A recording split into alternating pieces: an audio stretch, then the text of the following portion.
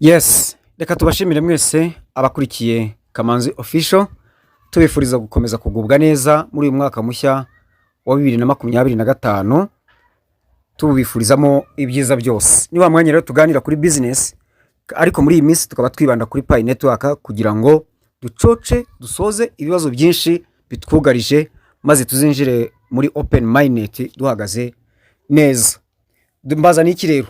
Mbazaniye ibintu bibiri.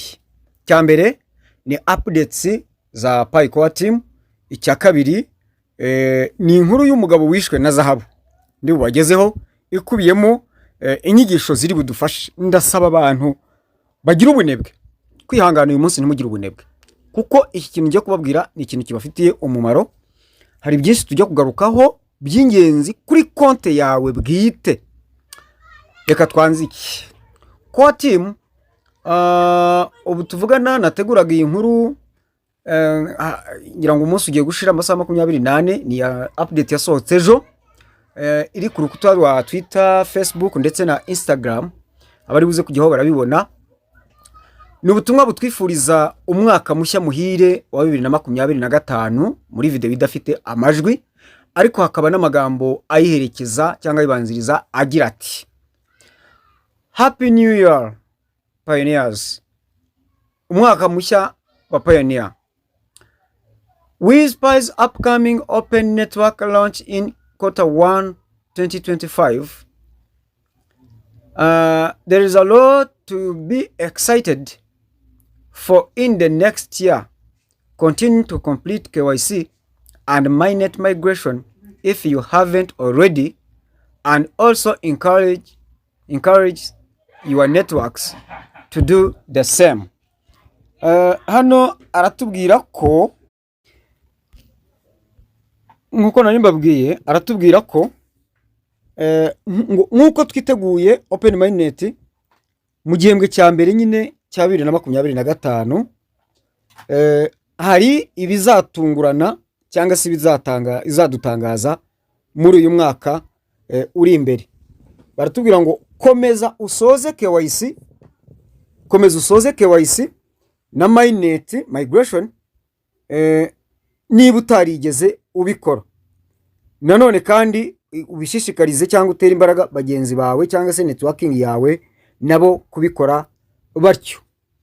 Ubwo ni ubutumwa bwa Core Team cyangwa se Dr. Nicholas Kokaris nkuko ari we Head of Technology batangaje. Ariko nanone ndagira ngo tugaruke kuri ubu butumwa muri ubu buryo nkuko nari mbabwiye, ko ngiye ubu tugiye kubugarukaho mu nkuru y'umugabo wishwe na zahabu. Uti byagenze biti? Abagabo barabafroderi ba zahabu cyangwa se amabuye y'agaciro.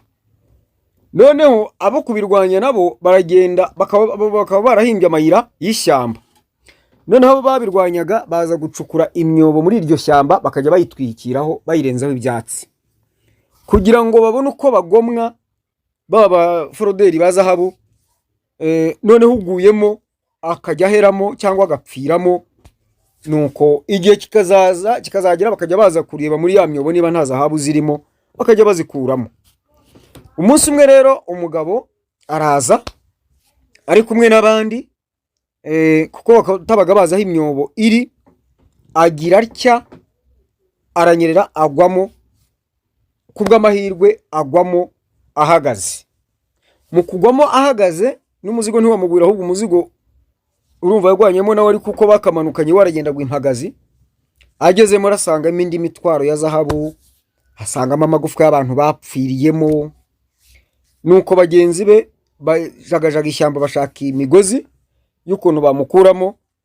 Noneho afata umugozi akawizirikaho, akazirika no ku kazigo ka zahabu. Bakurura bakumva biraremereye. Bageze baramubaza bati ufite umutwaro? Ndati. Bakamubwira ati noneho banzuza n'umutwaro tuwukureyo, hanyuma nawe tugukuremo nyuma, ariko mwizirikanyije ntago tubashobora.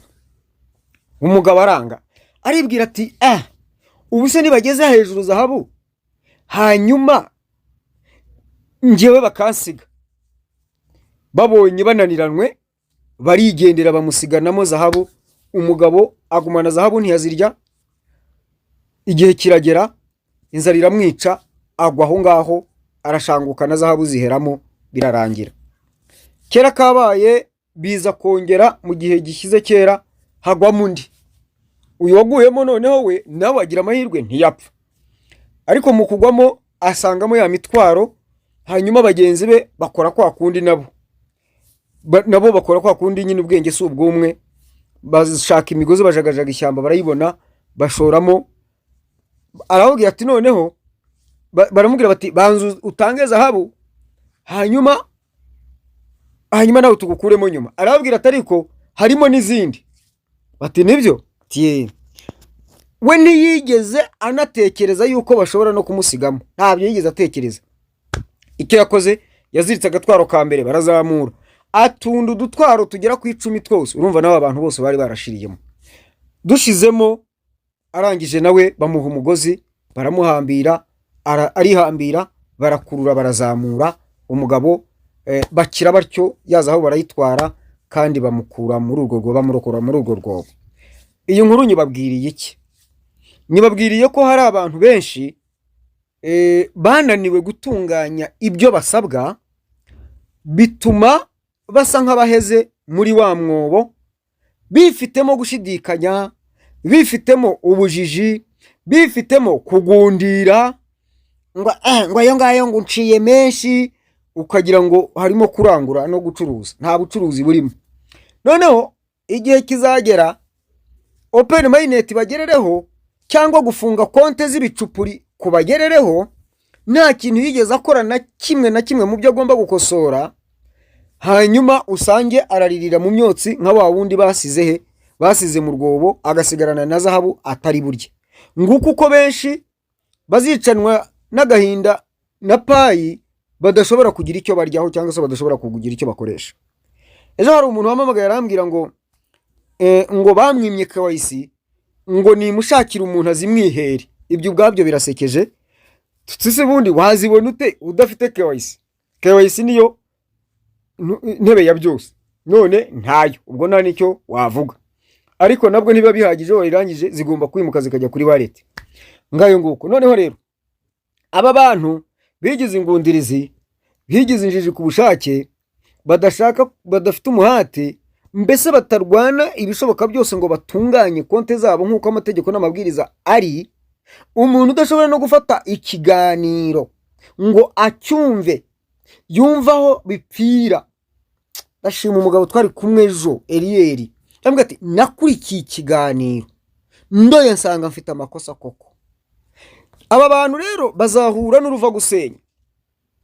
Ubu dufite ikibazo cy'abantu, inyigisho ntayo bashobora gukurikira.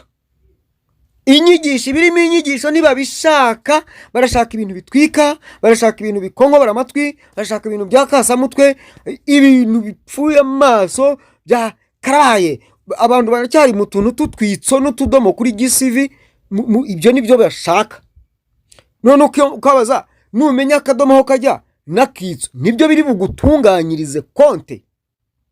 Mwaretse ubujiji, mukareka ubunebwe, mukareka ubugundirizi, ko muzabipana akahinda kakabica, mutagize icyo mubikoraho. Uragira uti wowe se nuzibona ntuzapfa, nubundi ngabwe nzapfa. Ariko ikibazo ni ukwicwa n'agahinda ugapfa uhagaze. Gupfa uhagaze ni kwa kundi uzabura byose, kandi umwanya warawuhawe n'amahirwe n'abashobora kugufasha, ariko kubera ubugundirizi, reka ndacyo ubugundirizi, ubunebwe, kwigira injiji, umuntu bati muze tubahugure, reka da, buretse muruzaba mubona. Rero ndagira ngo nsome ibi bintu tubiganireho, mbone gusoza. Igitekerezo mwacyumvise, gucyaha nabacyashye, noneho mureke twige. Hari abantu bafite KYC ariko itaravivuka, cyangwa 8 utaravivuka, cyangwa n'abatarahabwa KYC. Wowe utarahabwa KYC abari wembanza, humura KYC uzayihabwa, ariko biragusaba kuzuza ibisabwa. Icya mbere nuko wemerewe kuba wayihabwa igihe cyose umayininze nibura inshuro zigera kuri 30, ubaye umukandida wo kuba wahabwa KYC, ariko si itegeko guhita uyihabwa. Rero niba utarayibona tuza. Icya kabiri, uzuza ibisabwa byose witegura uvuga uti genda bura KYC yonyine ibene nkabisohoza ubundi nkimanukira. Hanyuma harabayihawe bitaravivuka, genzura amakosa waba ufite atuma ibyo byose bitavivuka. Ubu twaborohereje kugusuzumira konte yawe gusa tukakubwira uko ihagaze, byonyine kugusuzumira tukakubwira ngo ihagaze itya. Usibye ko nabivuze mu kiganiro, ariko ntacyo tuzajya tugira icyo gihe uje utugana tubishyira mu kiganiro, waza kudukoresha tukaguca amafaranga, tuguca 2,000 gusuzuma konte, ariko mu kiganiro tubishyiramo neza. Umushobora kubwira nti konte nzima ihagaze itya. Niba ubona konte ufite atari kwimeze, gerageza uzane tugukosorere. Icyo gihe tuguca aya serivisi ni 5,000 da, mugire ngo wenda niyo yonyine. Ariko rero kugusuzumira gusa ni 2. None ukeneye ko tugira n'icyo tugukorera bitewe n'ikigomba gukorwa, icyo gihe wongeraho 3 bikuzura 5. Ntabwo ugira 2 yo gusuzuma ngo hanyuma na 5 bya serivisi. Usibye ko nuzajya turimo turabyigaho, nuzajya wishyura aya serivisi yo kugusuzumira yarangiye, nukenera gukoresha ubwo wishyura aya serivisi. Ariko ubu ngubu ka promotion nuko ushatse gukoresha wabanje gusuzumisha uhita wongeraho 3 bigahwana na 5 byo kugusuzumira. Hanyuma rero abantu bagiye bamaze gukora KYC bikavivuka, ariko bakabashyira muri tentative. Iyo uciye muri Pi browser ukakanda kuri KYC, bakwereka iyo tentative icyo bayigushyiriyemo. Jyayo ubirebe, kandi kujya muri Pi browser kirazira kikaziririzwa kuyijyamo utanyuze muri Pi network. Ugomba gufungura Pi network ukageraho tumayiningira, ugakanda mu dukoni 3 ibumoso hejuru, ugakanda kuri Pi browser, ugakanda kuri sign in, alternative sign in, ukinjirayo, ugakanda kuri KYC, ukajya kureba icyo bagusubirije bagushyiriye muri iyo tentative biba biriho, ukamenya ibyo ari byo. Iyo utabisobanukiwe ubifata screenshot ukabinyohereza kuri WhatsApp, ukampamagara uti ndebere ibyo bintu byanjye bya tentative nkagusobanurira nta kibazo. Rero aba tentative mwihangane, muzayivamo igihe cyose cyabiteye kizaba cyakuweho. Hanyuma rero migration, hari abantu bakoze migration 9 kiragenda gihinduka icyatsi, nimero 9 bakumva birarangiye. Ugomba no kwinjira muri wallet ukajya gukora icyo bita move. Ikonze kuri move, za zindi warokinze zijya mu bubiko bwazo zikajya kunguka, hanyuma izo usigarana zikajya kuri available balance kugira ngo abarizo uzajya ukoresha. Itabisobanukiwe nabyo biba biri mu kiganiro, ibyo byose nta bintu tutanyuzemo. Ubwo tuzakumya kubigarukaho kugira ngo mubisobanukirwe. Tubamagana mu mahugurwa muranga, mu mbabarira nagarugumya kubajomba, ntabwo nzongera kukibatonganyiriza iki ngiki cy'amahugurwa. Oya, kuko turimo turakivugutira umuti, kandi nzi yuko uwo muti uzatanga umusaruro. Migration rero niba ubona itaraba, ihangane kubikora ko bazabikora, ni igihe cyabyo kitaragera bitewe n'imiterere ya system. Ariko reka nsubira inyuma gatoya kuri KYC, ntago bihagije mbabwira uburyo KYC itangwamo. Mujya mubona cya kimashini cyo muri betting kikaraga, ni ukuvuga ngo duhabwe KYC, iyi mashini karaze habaho gutombora abapayoni ntago tungana. Buri gihugu rero kiba gifite abapayoniya umubare gifite. Uwo mubare rero gifite ni umubare bakoresha batombora. Mu gutombora rute batombora bati? No kuvuga ngo niba bari butange KYC miliyoni zose, iyo miliyoni bayigabanya bya bihugu, noneho buri gihugu kikagaragara bakakigenera umubare bitewe n'abapayoniya barimo bagomba kujya muri iyo tombora. Ni ujya kubona rero ukabona mu bemerewe kujya gutombora, niba batomboye bose ugasanga cyangwa se niba abatomboye ari 100 kandi hagombaga guhabwa KYC abantu 50, ubwo muri 50 niba urimo urabona KYC, ubwo butaha bazongera batangire. Rero nubwo ritakuguyeho ntukumve ko ari ikibazo, ahubwo tegereza, ikibazo cyo gutegereza. Turangije migration nayo. Ikindi ni wallet address and passphrase. Abantu kugira ngo umenye yuko wallet yawe ari sawa, ureba muri gatatu iyo wallet irimo, ukareba ko ihuye no muri nimero 6, uhita umenya ko ari sawa. Si ibyo gusa kandi ugomba gufata iyo passphrase witi yawe ukayishyira muri wallet yawe, ukareba yuko ifunguka, ukamenya yuko ari iyayo. Wabanje gusuzuma wallet address, hanyuma ukaza gushyiramo passphrase, ukajya kuri konte ukareba ko ifunguka. Iyo ifungutse iba ari iyayo. Kuzibika rero ugomba kuzibika neza ahantu hatunganye, nimushaka mubikure muri telefone kuko bizabagiraho ingaruka. Mpora mbibabwira kandi benshi bibabaho, kandi ntabwo muzakomeza kuzana iyo miteto igihe tuzaba tutakimayininga. Murabyumva, ni ibintu mugomba kwitwararika cyane. Ikindi ni liveness. Abantu bakomeje guhabwa liveness, inama nabagira nuko mwakwandikira kwa team. Icyambere ni uguhindura telefone complete, mugahindura telefone. Noneho ariko kubera ko mwamaze gukora KYC bayivivuye, bamaze kwivivura, biraza kugusaba kwandikira kwa team ubasaba gusubiramo kwa updating KYC application. Iyo babikwemereye ni ushobora gutangira ugahera ruhande ukoresheje telefone nziza, ugafotora guhera ku ndangamuntu mpaka ukazaherutsa kuri liveness. Icyo nicyo nabwira kuri liveness. Kandi nubonije yikora hako wibuke uko bashobora kuba baraneza amafoto cyangwa se ya selfie wifashe. Ibyo byose ugomba kumenya kubisuzuma. Nubona liveness ufata screenshot, ibyo n'ubuntu unyoherereze, hanyuma gusuzumire kuri WhatsApp, umpamagara uti WhatsApp herwa na nimero iyi. Ari n'igihe usanga we na nimero yawe nyifite, ariko mu gihe ntayifite urambwira uti niherwa na nimero iyi, nkakurebera nkakubwira nti liveness yawe iraterwa no kubura niba ari amafoto niba ari iki. Ikindi nagira ngo negereza gusoza no gukosora Pi account. Pi account niba itaregisterinze mu buryo bukurikije amategeko n'amabwiriza bigenga, ukwiye kwandikira kwa team ubasaba kwa updatinga account yawe kugira ngo utazarira mu myotsi uyayobewaho abandi bahahiye. Ibyo nutabikora ingaruka zizaba kuri wowe.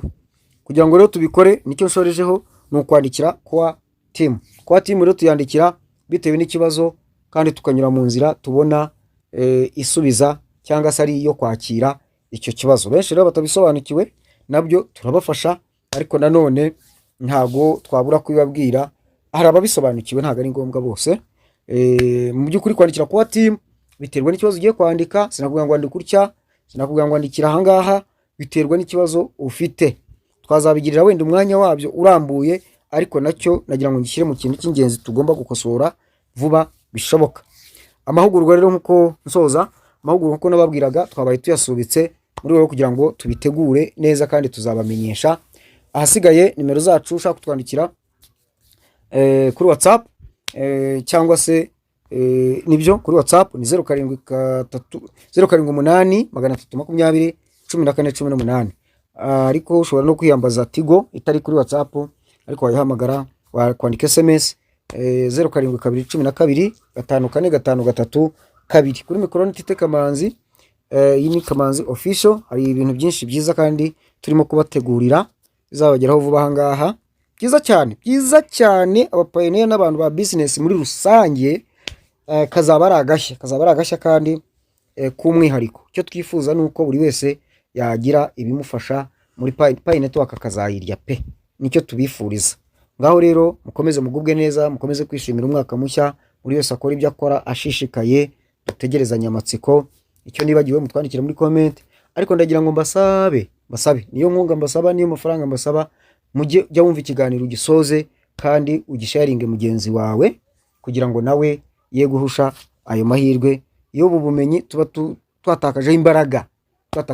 Natwe iyo tubonye mwakurikiye muri benshi turavuga tuti burya mu subscribers 600 dufite, ntabwo rwose abagoswe ni nkabangahe, tuvuge wenda ngo ni nk'igihumbi basigaye ariko abandi muba mugomba kuba mwarebye iki kiganiro wacyumvise kugira ngo gikomeze gushyigikira iterambere ry'icya no kugira ngo ikomeze kubaho n'ibirenze ibingibi, kandi koko biranahari. Ngayo rero turabategurira byinshi byiza, mu byitege kandi mu bikurikire, tubisangire, twunguke twese tugubwe neza. Murakoze.